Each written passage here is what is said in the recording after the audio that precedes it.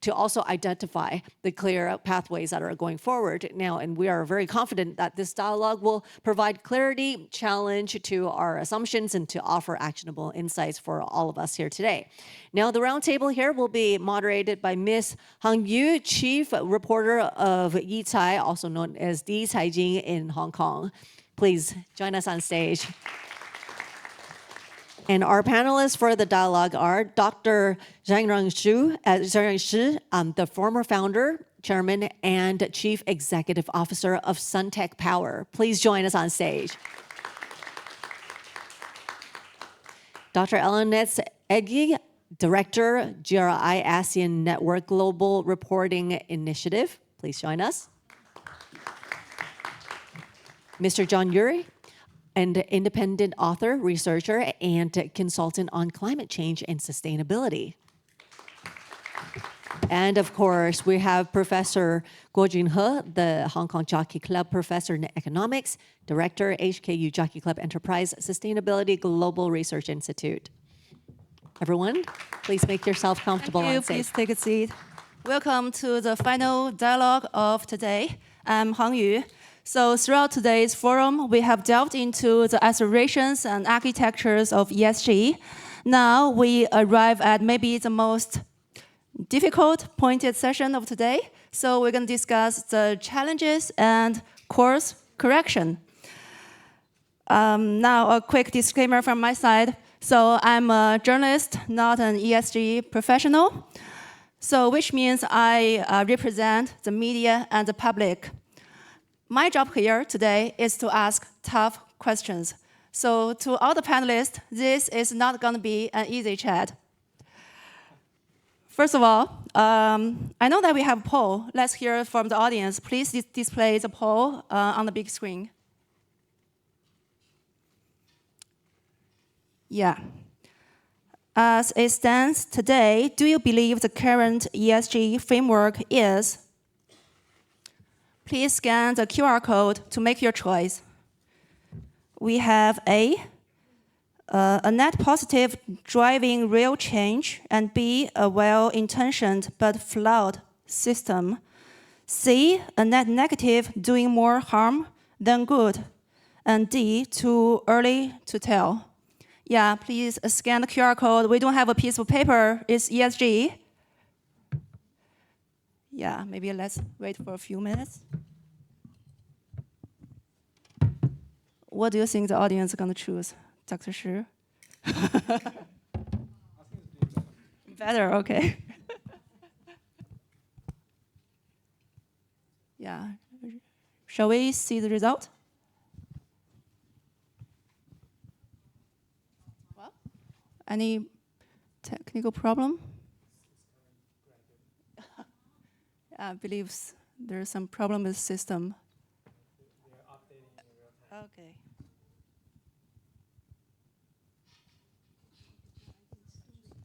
Wow.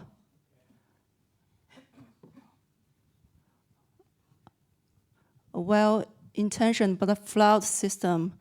You are all ESG practitioners. It surprised me. Maybe you can discuss this result later. But I think the results are quite clear. So most people think it's a well-intended but flawed Yeah, system. the flawed part is yours. Yeah, maybe I start with Dr. Ali. So we know that you are at the forefront of shaping ESG standard. So from your perspective at GRI, what do you think has been the most important positive achievement of ESG movement? Yeah, we're going to discuss positive first. First of all, good afternoon. Thank you. I've been trying to memorize the name. Thank you to the HKU Jockey Club Enterprise Sustainability Global Research Institute. In one breath. Thank you very much. Does Dr. Guo paid you for that? You have to do that as well, in one breath, without breathing.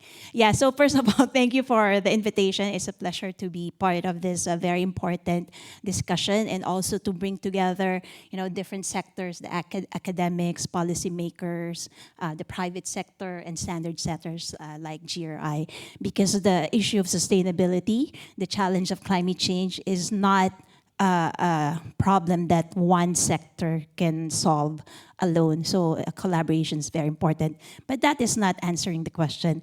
What is the question? Okay. I will speak on behalf of the Global Reporting Initiative. So can I just have a show of hands who have heard of GRI? Oh, wow. I am so happy. This is my audience. I'll move here tomorrow. Yes. So since most of you are aware of the Global Reporting Initiative, so we've been around for 30 years. And I would say that our biggest accomplishment is to make sustainability reporting as a practice. So for those we were created in 1987, so we're almost 30 years. So I think few of you haven't been born yet, but some of you are already of legal age in 1997. So just to refresh your memory, during that time, around the 80s and the 90s, there were so many reports of corporate misbehavior, whether on the environmental side or social side. And at the time, companies are only asked to submit financial reports to the regulators.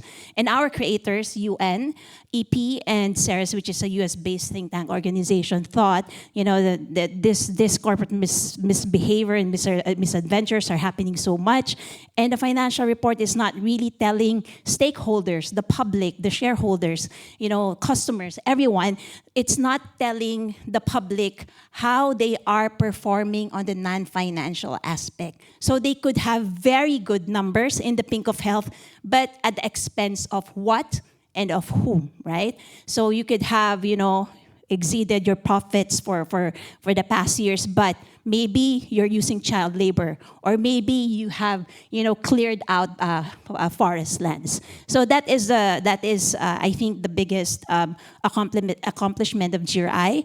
30 years, almost 30 years on, majority of the world's largest corporations are doing sustainability reporting using the GRI standards.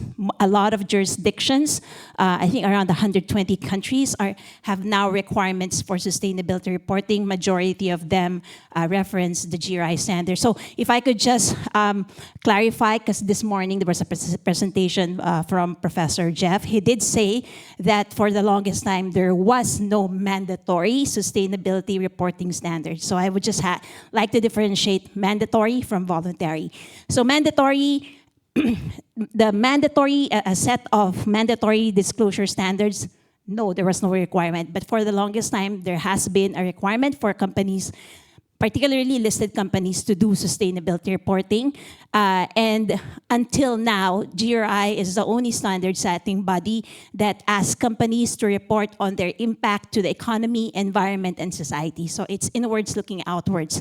So the presentation this morning on IFRS is financial materiality, meaning what is having an understanding what your sustainability issues are, how does that impact on the financial bottom line, whereas CSRD is double materiality. So it's financial materiality and impact reporting. Impact reporting side of CSRD is co-constructed by GRI. I can see the queue, so I will stop now. Great. Yeah, it's super important to have proper ESG standard. Now we hear about Dr. Ali. Now I want to move to Dr. Shi. Let's talk about the field that powered the revolution. Your personal journey from the lab in Australia to a solar giant in China is legendary. So before ESG was even a common term, your work was living it. So looking back, how much of your journey was accelerated by the concept of ESG investing and gave investors a new language to back solar? Yeah, okay. First of all, I would like to introduce myself. And my entire career has been in solar and renewable energy, both academically and industrially. So I was trained in Australia, University of New South Wales. And so later I became an entrepreneur and built at the time one of the largest global PV panel manufacturers. And through this journey, I really think my understanding of ESG it's very good intention, and actually practically is also very helpful from my personal perspective or industry perspective. And first of all, I think ESG, the reason I believe is good intentionally, because it's driving, I think it drives for excellence. So for example, it's like, some companies are doing so well, makes a lot of money, but also at the same time may do a lot of damages. So I think this ESG is kind of give you the guidance or mechanism you have to somehow balance. So I think that's my personal understanding. And for industry, I mean we virtually came from zero to now, the cheapest electricity technology in the world, and it's very capital intensive industry. So across the whole supply chain, I mean, you can imagine how much capital do we need to build this industry. So I think without ESG guidance or concept and all propaganda, so I guess it will be probably very difficult, for investors to putting their dollars, into this, industry. And yeah, that would be, my personal view on how ESG impacts on solar industry. So we are very thankful, to ESG, and yeah, that's my contribution. Thank you. Now we'd like to hear from the academia, Professor He and Professor Yurei. So to the public, maybe they don't quite understand what ESG is, but what they do understand that we have too many ESG scholars and they love to debate. So behind all the opinions, there must be a fundamental idea that most of you actually agree upon. So cutting through the academic discussion, what would you say is one core contribution of ESG? Yeah, maybe we start with Professor He. Just say one. Okay. I think the key contribution actually comes from disclosure.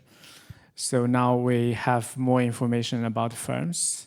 We know what they're doing. And then with more data, it's not just for researchers, that's a gold mine. It's also for analysts and investors. They can analyze those data. Some of them are, for example, newspapers that elaborated in the previous discussions. Some other non-structural data that can be used to predict stock prices in real time. I would say information itself is the cornerstone for this whole movement. So people want more information about the firms. But the next stage, how you use them, I think that's where all those controversies came from. I will leave that discussion for the next kind of sharings. Yeah, Professor Yurei, what do you think? Yeah, I'm flying blind a bit because I had an ear infection, so I'm half deaf in that ear. So I have no idea what the question is. So I'm going to answer it anyway.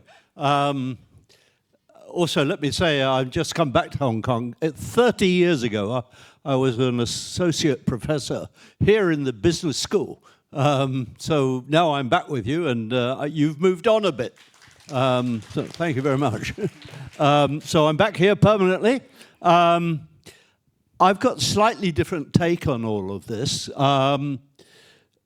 Let me say that the concept of ESG is like a rubber band. I mean, it can be expanded to include almost anything, which is a bit of a problem when you're trying to pin down which bits of it work and which bits of it don't. I used AI yesterday just to check out how many frameworks existed. Well, it came up with 7, and that's just scratching the surface. And they're all slightly different. So it's very difficult to say, is it working or not, because it depends which one you're looking at. The one that I was looking at in this book, and this gives me a shameless opportunity to publicize it, is the Achieving the United Nations Sustainable Development Goals, Late or Too Late. The publisher didn't like the late or too late a bit, but they wanted to add the achieving part. So we agreed to compromise, and we have both. So that came out last year. What I want to start with, though, is a concept which I think is relevant to the achievement of all goals, and that is what was called the tragedy of the commons. And that was a concept that was actually first mooted in 1832, and then it became more popularized, especially among some economists, in 1968. And the concept of the tragedy of the commons is that anything which is commonly owned is not owned by any individual, and therefore individuals will treat it with some contempt. For example, if it's a public park, they will drop plastic and so on. And it's much better, some economists concluded it was much better, therefore, that everything be privately owned because you took responsibility for it. Sounded quite convincing at one level, but it's totally unconvincing at another level, because the reality is that while it is true that when social and economic environmental goals are being percited, it is true that some people will still drop litter or smoke in public places, but it's also true that others won't. And therefore the real question isn't the tragedy of the commons, but what gives rise to different types of human behavior. Now, that's a big question, and I don't have time even to scratch the surface of it now, but obviously it involves the kind of nature versus nurture issue. I used to have a hiking group in Hong Kong in the 1990s, and there was one wonderful occasion when we were in some rather remote place, and a person who had joined the hike, who had never been there before, dropped some paper, and then we were about to leave, and my partner then, she said, no, we can't leave until you pick up that piece of paper. And this person looked at her in astonishment and then realized she was actually serious.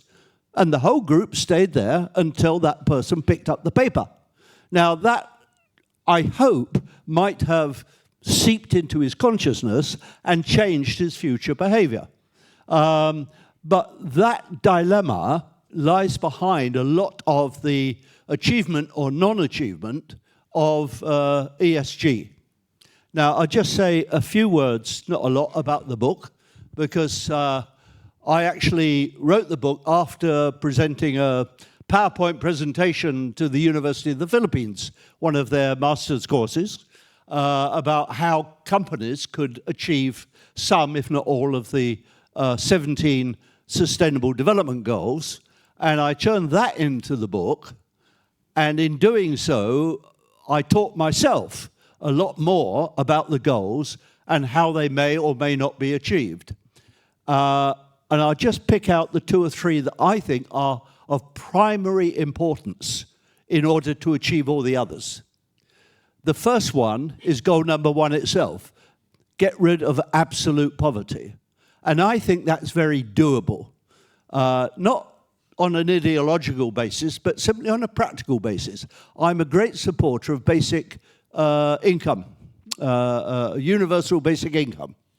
It's very, very doable, and its advantage is that it would actually get rid of most poverty, absolute poverty, overnight if it happened. So I think that's number one. Number two is, I think it's SDG 5, which is equality for women. Because if half the human race does not share the same privileges and the same respect that the other half has, then what chance is there of achieving or making substantial progress on the SDGs? Those are the two outstanding ones. The last one, 17, is global partnerships, and I translate that into finding ways to avoid war, because if there is war, there is no progress with SDG. There cannot be, for obvious reasons.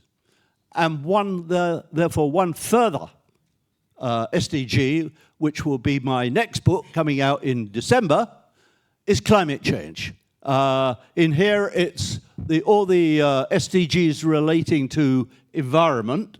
I've clustered them together in a chapter here, and I've then made done another book called Climate Change and Carbon Markets.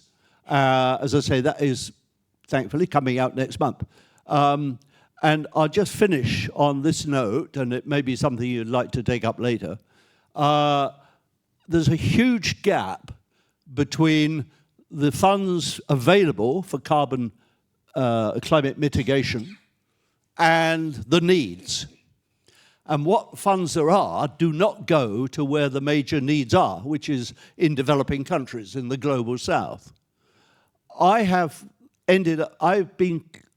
reached the conclusion, I'm convinced, that at least one important step needs to be taken, which is the creation of an international green bank, which has exclusive focus on the global south and on climate issues.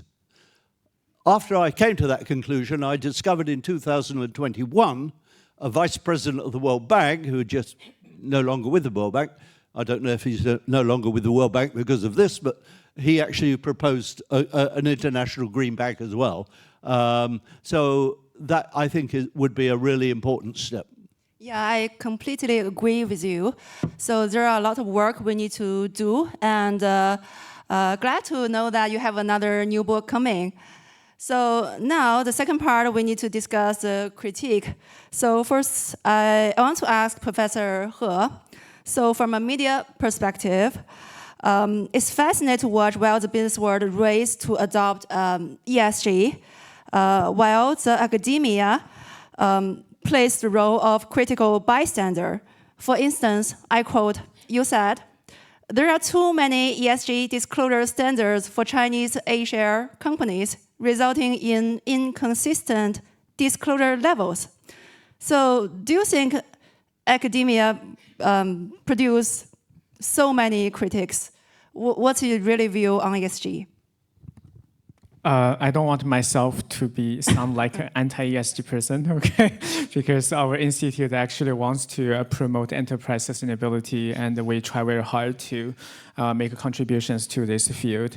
But given that our other speakers seems to be very on the other side, emphasizing all the good things, the upsides of doing those things, I would be becoming the bad guy. Okay, I will say a bit more about the challenges and also why we are witnessing what is happening now in different parts of the world. So I think the critiques of ESG are. You should separate two parts. One is part of those critics are reasonable. Right, we have huge rating inconsistencies. Right? There are probably more than 100 rating agencies who are doing business in this field, and not to mention maybe there are another 100 media is also giving awards and on ESG performances year to year. This rating inconsistency is well documented in the literature. Basically, if you look at even for the major ESG rating providers, their overall correlations with each other is somewhere between 0.3 and 0.4. On certain dimensions like governance, is probably 0.1, 0.2. In other words, that has two implications. First, it's very hard for people to understand, are you really doing good or not? Because there are so many dimensions and so many rating agencies giving so many different results. On the other hand, it also creates a lot of room for greenwashing. So basically, any company is able to find some of their friends, agencies, or friends in the circle to give them some type of high ratings and give them rewards, and they all put that on their wall, and that's indicated that they have doing something good, right? That's the first key critic. Those ESG data and ESG rating results are highly inconsistent and make it very difficult to use. And meanwhile, we also have the problem that for example, if you look at those rating questionnaires, there are probably 1,000 or even more questions in those questionnaires, which give the companies a lot of burden to just fill in those questionnaires. On the other hand, even if you ask those rating agencies, which dimensions are more important, how do you weight those different dimensions?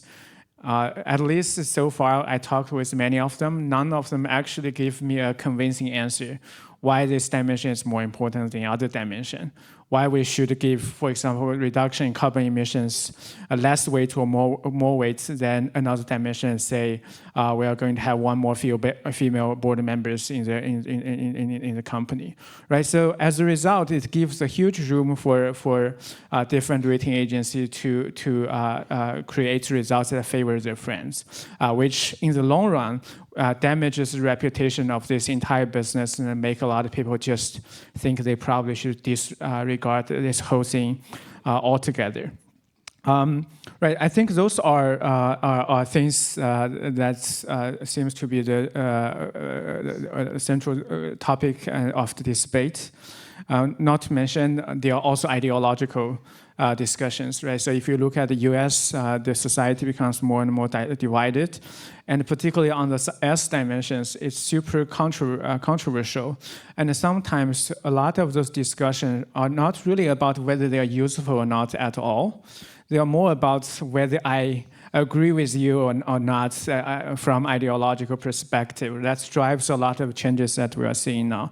So overall, I think there are certain things that seems to be part of the question and part of the critics are reasonable, and we should provide solutions. We should think about how to develop this industry.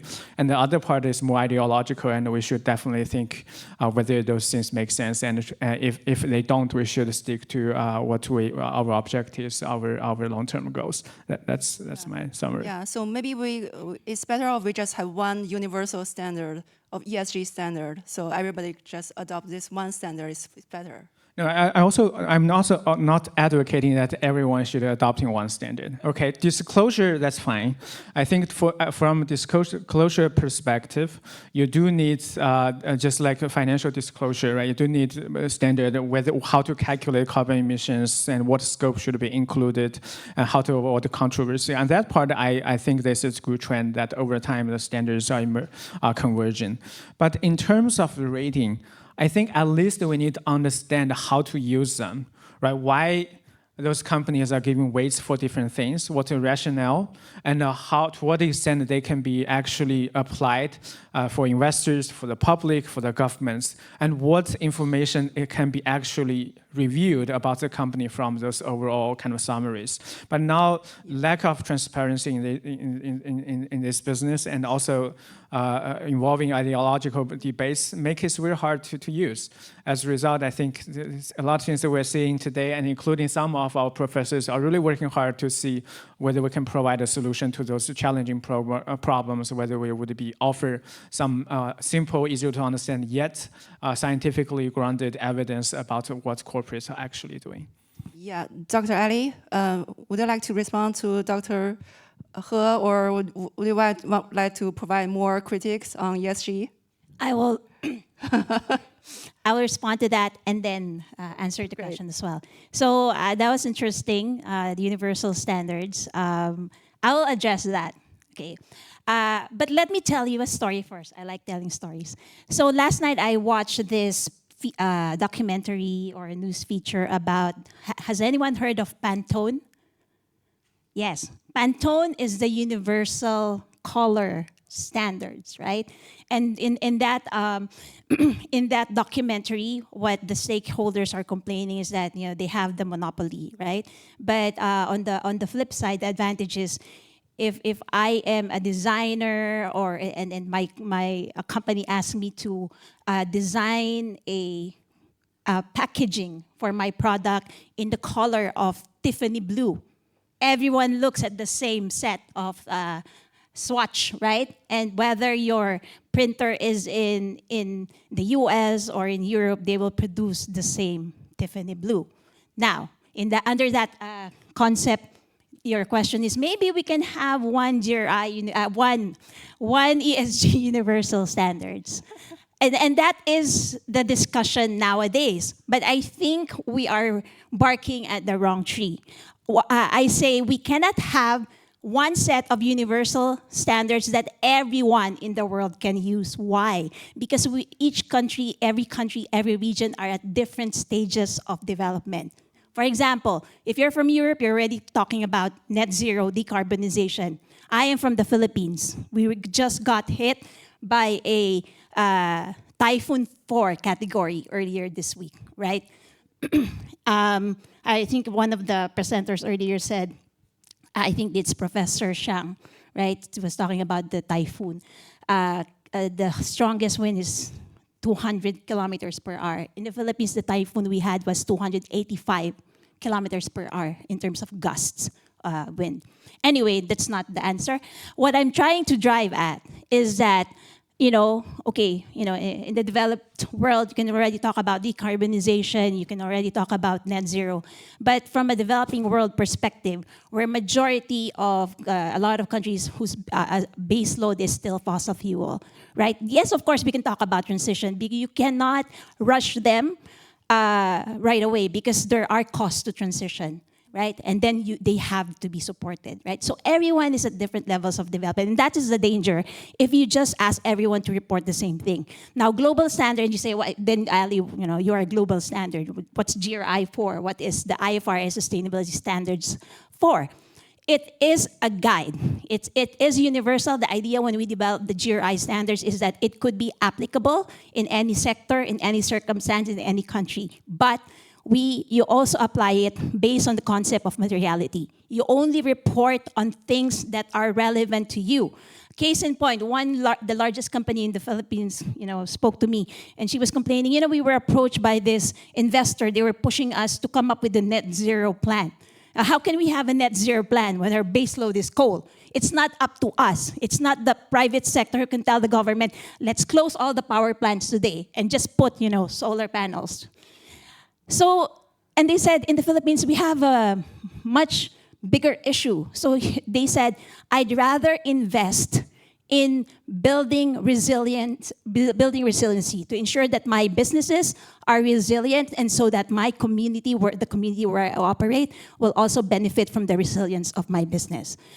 So, I think I haven't answered the question. So the question is the critique, right? So I mentioned earlier that GRI is the most widely used sustainability reporting standards.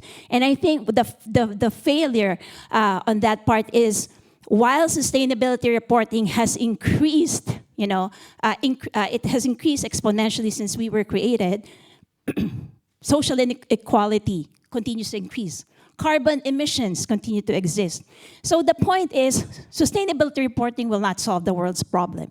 And corporations alone will not be able to solve the world's problem. I mean, I'm in the panel of academics here. We know that there are a lot of studies done by academics currently that companies who have done sustainability reporting has seen firm-level importance, but it has not brought societal improvement for the most part of the world. Why? Because we exist in an ecosystem. It's largely driven by policies as well. So how can a company, within its own ecosystem, it can drive change? But if countries continue to use GDP as a gauge for growth, then we have a problem. What is the measure of GDP? I mean, economists, please correct me, I might be wrong here. It's all about production, right? And what drives production? Use of resources, right? And when you produce more, you encourage society to consume more. So there is still that, disparity and irony of, like, we're pushing for sustainability, and yet we're still chasing for unfettered economic growth. Okay, I'll stop there. If I continue to talk, I'll finish the time. Yeah, Dr. Shi, you seem quite agree with what Dr. Ali said. Okay.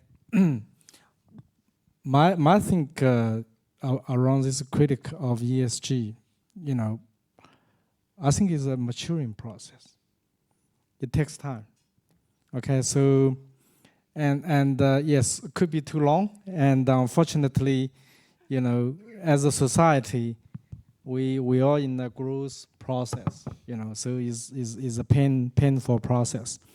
And, for example, we all have children, right? When they grow up, and all, even including ourselves, we can be successful, we can be failure, and but we cannot give up our goal.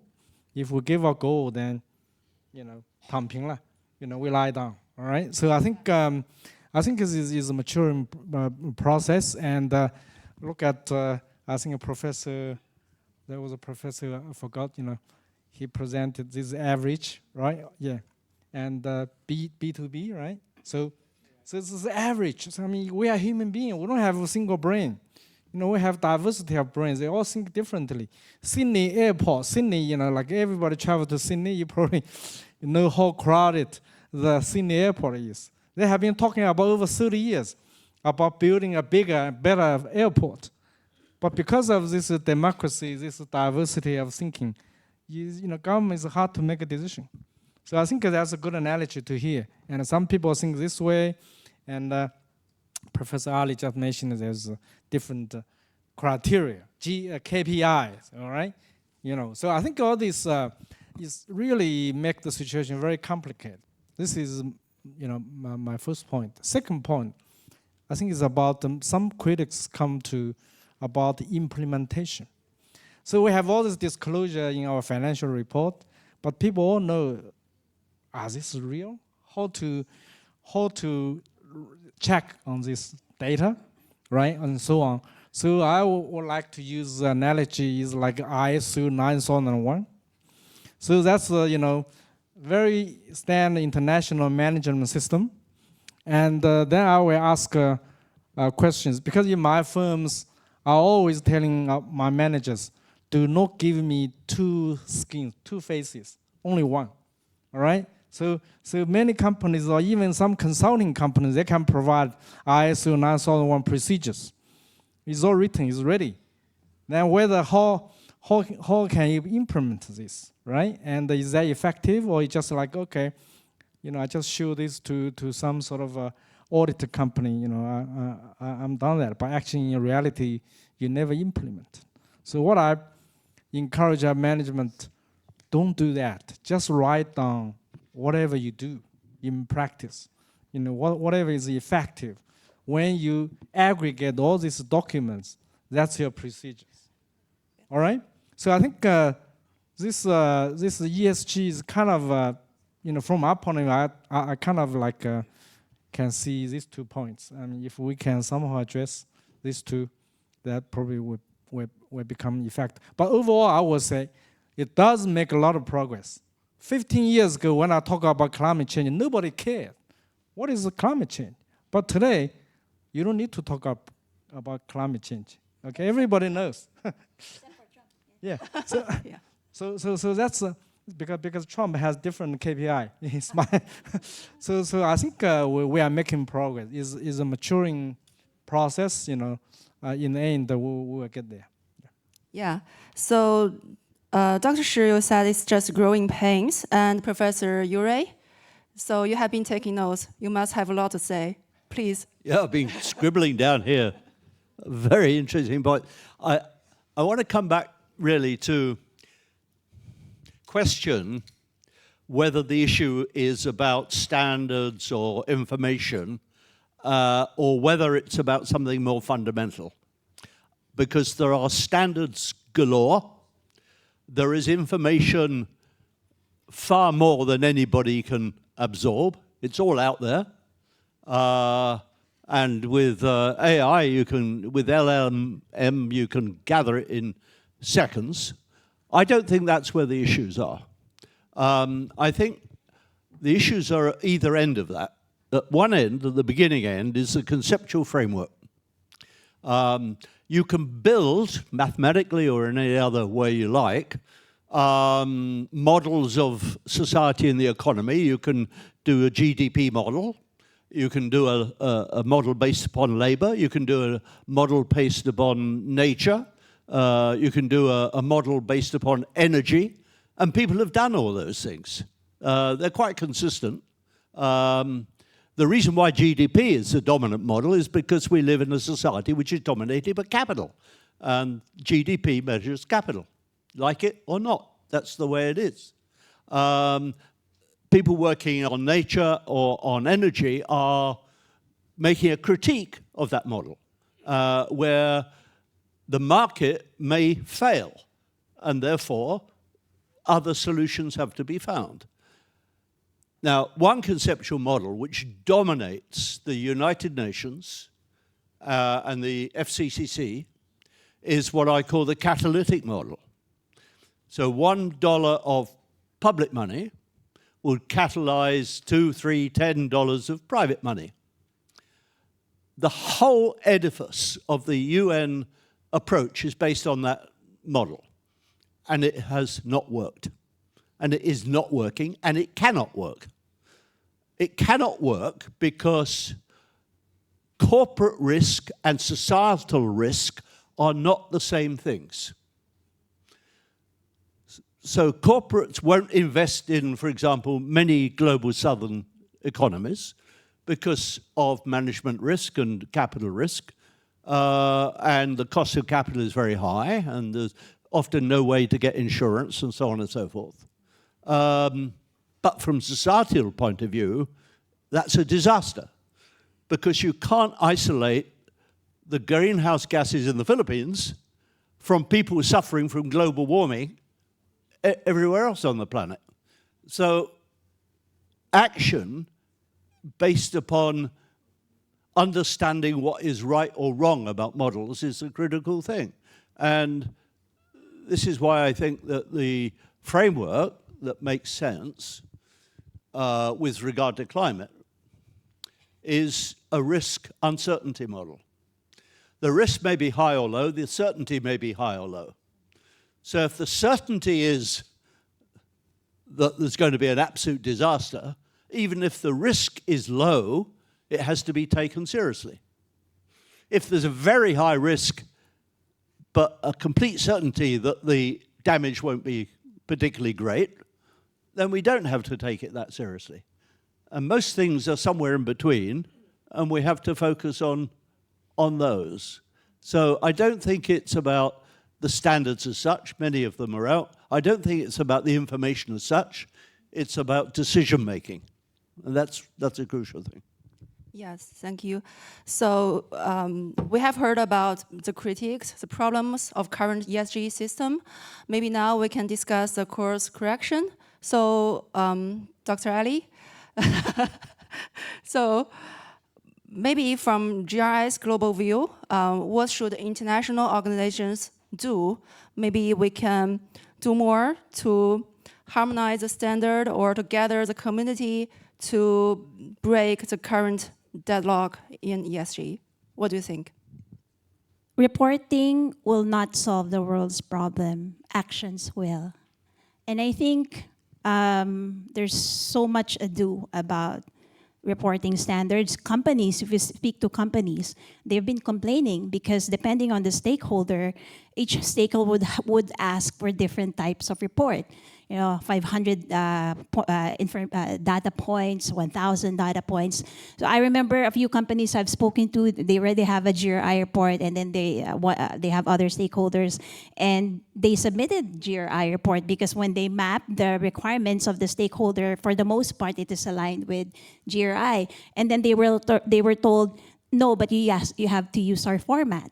Right, so there's so much focus on compliance now. So a lot of companies. I remember I was speaking in Bangkok last year. The regional director of Toyota, he said that, "Do you know that my sustainability reporting team is much bigger than my team who implements and formulates sustainability initiatives programs?" So. I think it's really more, as Dr. John said, it's also the quality of information. But again, that also poses another challenge for regulators, right? Well, how can you ensure that companies are reporting credibly and reliably? Well, one solution is assurance.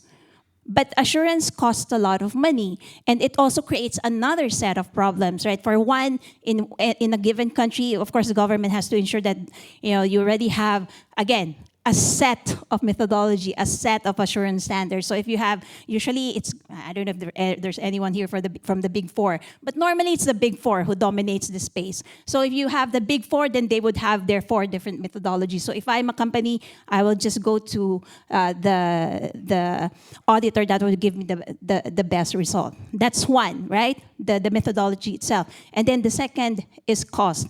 And the third, if assuming that the regulator would require assurance, would there be enough experts to do it, right?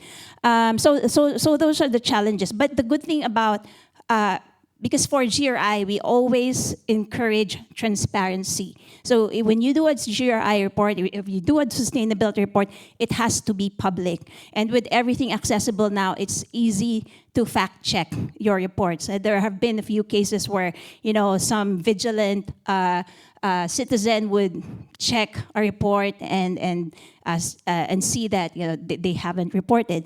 So that's my point. It's not about reporting is a tool. It's not the end all be all, right? So for GRI, for us, the goal really is for companies to integrate sustainability in the business operations. Because before you can reach the point that you can report accurately and reliably, a company has to go through that transformation process. So reporting would be step 10, but you have to go to step 1 to step 9. But what happened is that sustainability was flipped on its head. So as I said, GRI was created in 1997, but you had the Millennium Development Goals in 2000, the Sustainability Development Goals in 2015, and everything else in between. So companies had to scramble, and this is what I hear from companies. Compliance came first. I have to do a report before we even understand how we can translate that into our business operations. Yeah. Professor He, we know that you give a lot of critiques about ESG. So now we want to hear that your constructive role in fixing the problem of ESG, like academia-industry collaboration. What does a truly productive partnership look like? So clarify, I didn't give you a lot of critics. Okay, there are more critics than I can think of. But giving the question is really about what would you think would be the right path. I want to share a couple of things. So I usually give recommendations only based on my own research. So I'm very confident about those findings. So this morning, for those who attended this morning's session, I just shared with you about demand for ESG actions and how firms address them and what would be the return. So based on that study, I can say the following. First, not all the companies should do that. That's, for example, your company are barely survival. And your primary goal, of course, is to make sure your company runs well and make sure your employees are going to have salaries back home. So only productive firms should do that.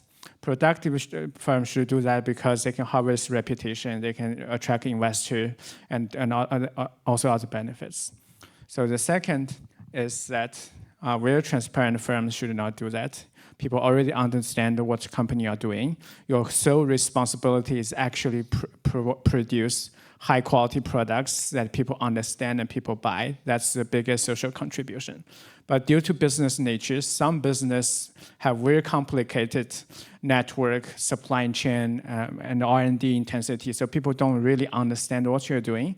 This type of companies should do it. And when they do it, they also harvest reputation, harvest stock return. And then when companies are actually doing those things, do not pay too much attention to specific rating results. Instead, focus on your money that could generate the largest social impacts that our institute has always been advocating. Given that you are spending money anyway, for those productive firms, from those less transparent firms, you want to invest in this. We hope we would able to channel your money to the places, to the areas, to the sectors that is most needed this money. Okay, so that you are not just trying to say, I'm spending a lot of money and efforts. Actually, we see impacts.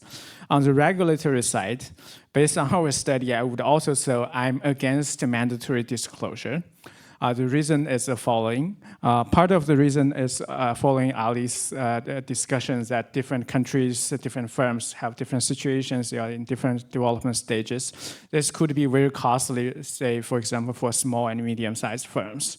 And then if you make it mandatory, The only consequence is that you incentivize a lot of the firms to do greenwashing. They are going to just pay 5,000 Chinese yuan, hiring an AI company, write up some reports that no one is able to verify.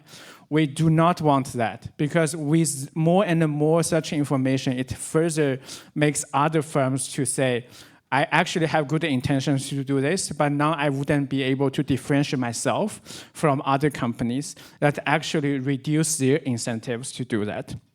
Okay, last thing I want to say a bit more about climate policies, and particularly when you kind of in the morning and just now you talk about Trump.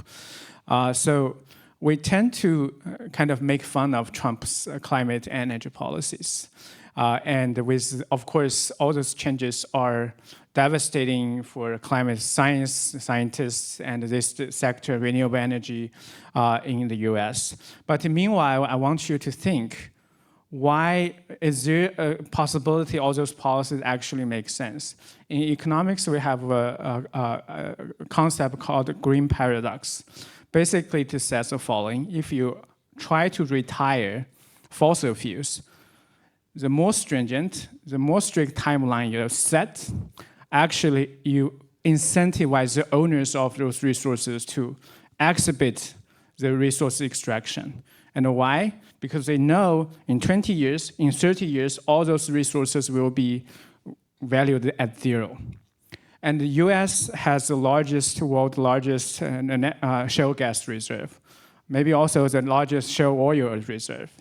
And think about if it's now investing all the things into renewable energy, basically all those reserves will become zero, have zero value in 30 years. Would that be a rational response for the United States? Right? I'm not trying to say Trump is doing things right. What he does actually is very damaging to the global collaboration and for human race to fight climate change. But there's underlying driving forces behind that. Of course, China now is leading all this sector. We want all the countries to copy this model, but we should not forget there are a lot of resource-intensive countries who hold a lot of money into it. And it's very hard for them to say, I'm not going to do it. I'm going to just drop all the resource extraction. I'm going to all of that to suddenly translate to what we hope for. Okay, those are the few comments I want to make. Yeah, so Professor He mentioned about greenwashing, and Dr. Shi, the media now pay a lot of attention to what happened in China's PV industry, because we see the price war happening. It is unsustainable. So what would you say about this paradox? Do you see there's a way out? Well, I guess, as I said, it's a maturing process. Okay, so what's that word? 内卷 involution. You know, that's a special word. Is for this severe, vicious competition. It's not just in PV, also real estate, right? Price dropping and many others. So I think that's like I always believe self-correction. You know, so of course, if with guidance, that would be good, or if with some sort of warning mechanism, that even better. But if we look at Wall Street, we have all elites working in Wall Street. They probably only can maybe smell something 6 months or 12 months earlier than general public. So I think you know, as business school, you probably have a lot of courses, you know, teaching students, you know, you know, be aware about these cycles. So I think you know, from capital point of view, capital always flows to where the profit is, but not for too long. You know, I mean, look at PV industry 3 years ago, company makes billions of dollars profit, but now they're losing billions of dollars. So I think is cycling, and also, in particularly for PV and you know, look at the battery storage. Now it's booming, okay? But I mean, you know, really now we don't want to see in 3 years' time the battery best, you know, sector repeats, you know, what PV is doing this moment. You know, we really hope that will not happen. And but sometimes it's hard. It's also human nature somehow, and I think also I think it's a learning process because maybe I don't know, maybe I'm getting old, so I getting old, and I kind of can see what happened, through my lifetime so far, and people keeps repeating. We have like a 5,000 years history. So I remember whatever my father told me, if I listen, could make a lot of, fewer mistakes, but we never learn. I think that's the human nature. So I think, but I believe the future will be bright, and it will self-correct. Yeah. Now my last question goes to Professor Urey. So your book mentioned about it's late or too late to achieve sustainable goals. So would you like to give us a realistic path to solve this problem?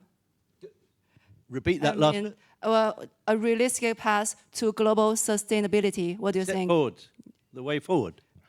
Yeah. Well, that's how. That's. Solve the problem. Huh? Yeah, solve the problem. Yeah, I can solve the problem for you. I'll give you the bill afterwards. Let's start at the two levels. The firm level, firstly, the company level. ESG doesn't make a lot of sense. The sustainability bit. To sustain a business, you often have to people out of work. And AI will certainly accelerate that. So the idea that ESG can fit neatly into a market model is just pie in the sky. It's just not happening, and it will never happen. That's point number one. Now, the economist's traditional argument to that is, oh, don't worry. People who are made unemployed, there will be an expansion of the economy, like green jobs, and they'll move into green jobs. And that's nonsense, because the people who lose their jobs don't have the skills and not of the right age set and so on to go into those new jobs. So it's a fantasy. But economics, modern economics, is based on fantasy, for the most part.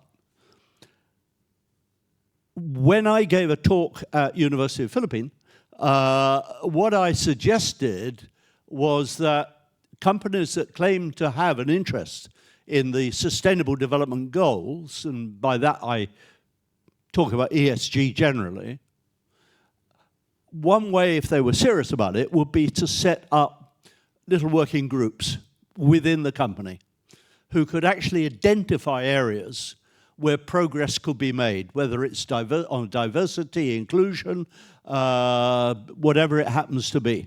That would, to some extent, empower the employees in those companies, and it would, by the management, it would show that they were serious about their direction of travel. So that would be my suggestion. It's not going to be a cure, as it were, to all the problems, but I think it would be a step in the right direction. By the way, as everybody in this theatre must realize by now, I am woke. And if anybody doesn't know where the word woke comes from, it comes from the 1930s, a song by Black Americans, and it meant awoken, awaken, aware. And the more woke people are, the better we are. And, according to Mr. Trump, that might not be true, but it is to the rest of us.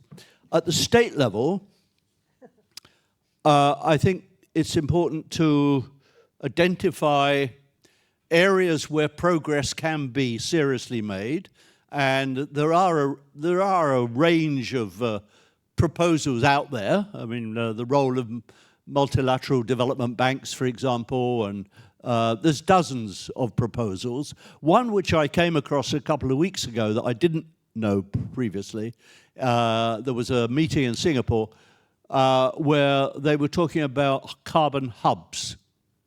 And the idea of a carbon hub is to create, it's a bit like a special economic zone, but it's of green sectors which can cluster. It might be a bit of Indonesia, for example.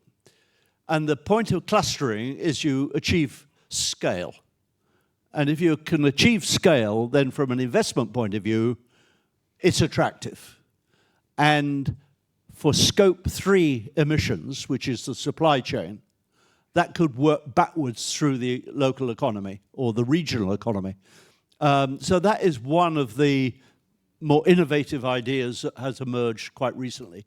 So I think there's a lot that can be focused on in terms of solutions, practical solutions.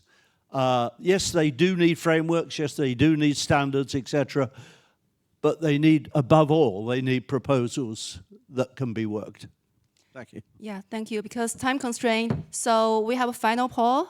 Maybe let's display the poll on the screen. Yeah, should we? Yeah.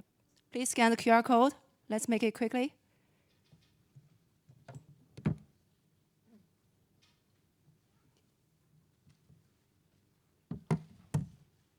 Yeah. What do you think is the most important action needed to fix ESG? So please give us the result.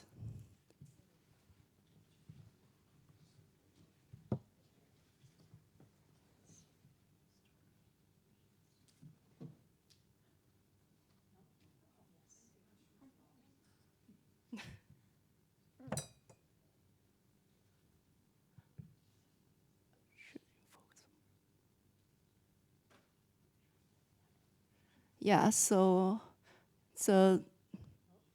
almost it's changing. Wow, almost 40% choose shifting focus from risk to impact. Yeah, and wow, it's quite mixed. Yeah, we should. So thank you for the panelists for sharing insights and to the audience for your engagement. So it's clear that ESG is at crossroads, but with honest critique and collaborative course correction, there is still hope for meaningful impact. Thank you again. This session now concludes. Hopefully we can see you in next year. And thank you all for shaping the future of sustainability.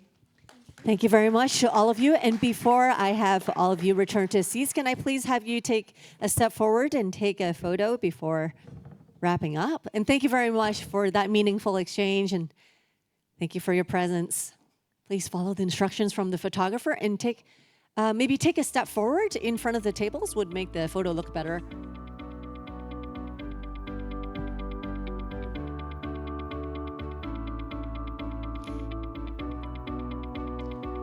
All right, let's do a few more pictures.